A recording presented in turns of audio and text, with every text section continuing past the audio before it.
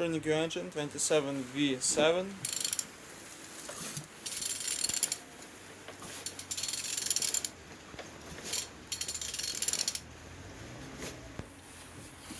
Turning good. But the front engines looks good, as you can see.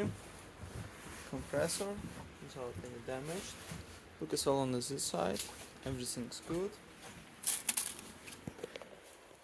All windows without water inside. Cheer box in a good conditions without any damage. And on this side everything's good. Starter not broken, as you can see. Altimeter without any damage.